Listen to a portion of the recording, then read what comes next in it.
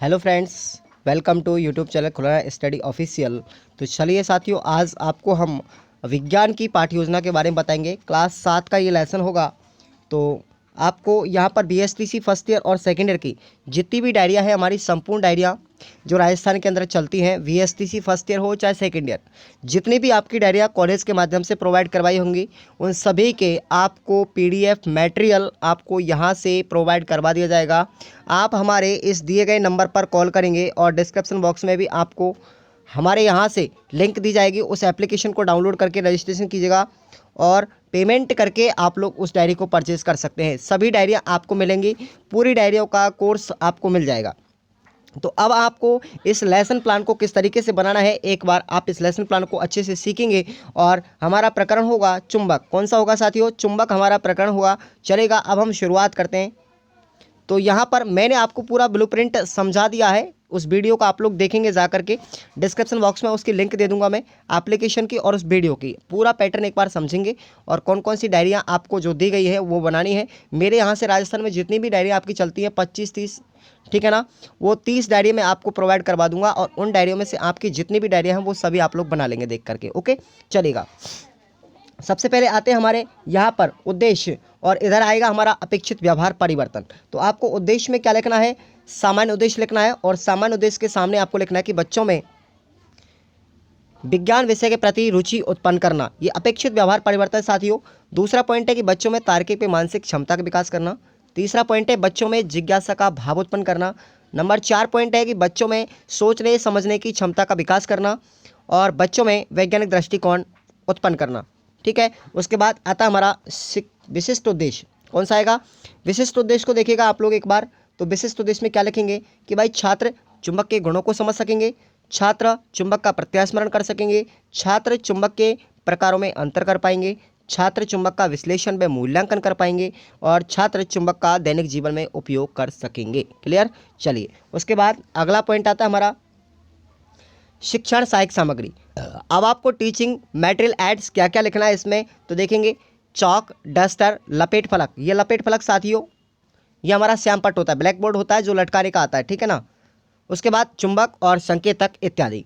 उसके बाद हम पूर्व ज्ञान पॉइंट को लिखेंगे। पूर्व ज्ञान पॉइंट में हमको लिखना है कि छात्र चुंबक के बारे में सामान्य जानकारी रखते हैं। क्लियर? ये उसके बाद में आते हैं हमारे प्रस्तावना प्रश्न। ये बहुत बड़ी चीज़ है, प्रस्तावना प्रश्न लिखने सबसे मूल पॉइंट है हमारा ये पाठ्य योजना के अंतर्गत। तो यहाँ पर आपको 3 कॉलम बनाने हैं। इधर आपको क्रम संख्या लिखनी है, यहाँ पर आपको छात्र अध्यापक या छात्र अध्यापिका कथन लिखना है और यहाँ पर आपको स्टूडेंट एक्टिविटी यानी छात्र क्रिया लिखनी है। क्लियर? अब आपको किस तरीके से लिखना है, चलिए अब हम आपको प्रस्तावना प्रश्न बनाना सिखाएंगे चुंबक के बारे में। छात्र अध्यापक बच्चे से पूछेगा, सिक्का दिखाते हुए कहेगा कि भाई ये क्या चीज़ है, तो बच्चा क्या उत्तर देगा? छात्र क्रिया में लिखेंगे यह एक सिक्का है। क्लियर?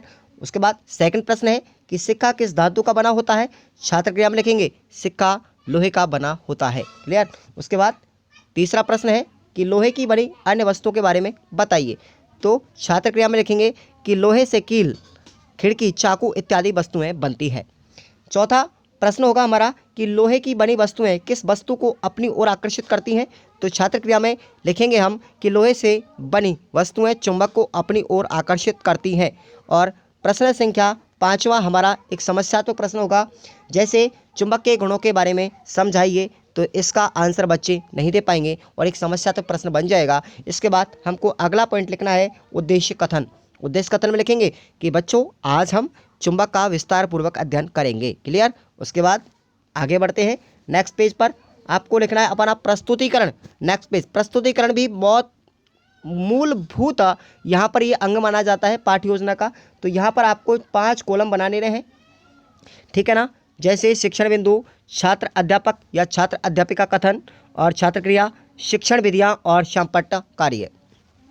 सबसे पहले हमको शिक्षण बिंदु में लिखना है कि भाई चुंबक के बारे में हम थोड़ा सा विस्तार से समझाएंगे, स्पष्टीकरण करेंगे कि भाई विकासात्मक प्रश्न पूछा जाएगा। फिर हम छात्र अध्यापक में विकासात्मक प्रश्न लिखेंगे और प्रश्न पूछेंगे कि रेडियो किसका बना होता है, बच्चे कहेंगे प्लास्टिक का, लोहे का तथा काले रंग का ठोस होता है।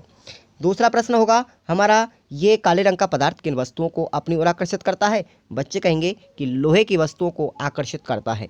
प्रश्न संख्या 3 होगी हमारी कि इस काले पदार्थ को क्या कहते हैं? तो बच्चे समस्यात्मक प्रश्न हो जाएगा और शिक्षण विधि में आपको लिख देना है प्रश्नोत्तर विधि। क्लियर?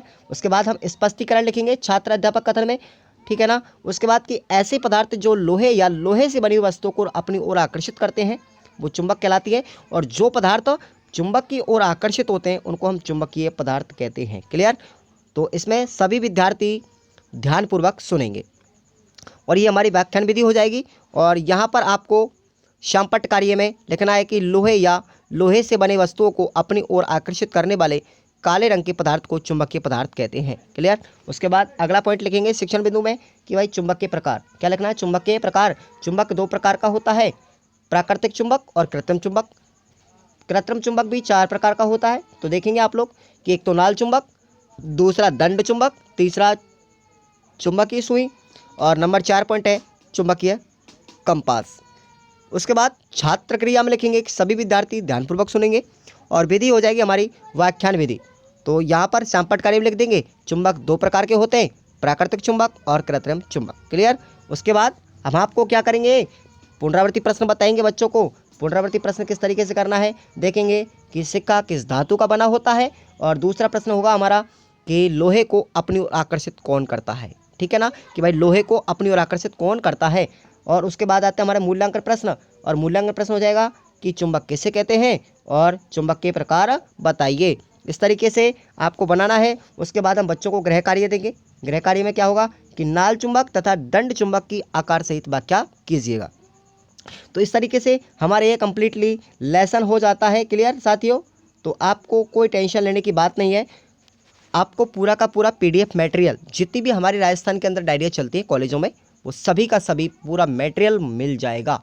विश्वास के साथ में आपको देता हूँ, लगातार 3 वर्षों से मैं दे रहा हूँ। तो आप सभी साथी इनको परचेज कर लेंगे और अपना कार्य संपन्न कर लेंगे। धन्यवाद साथियों।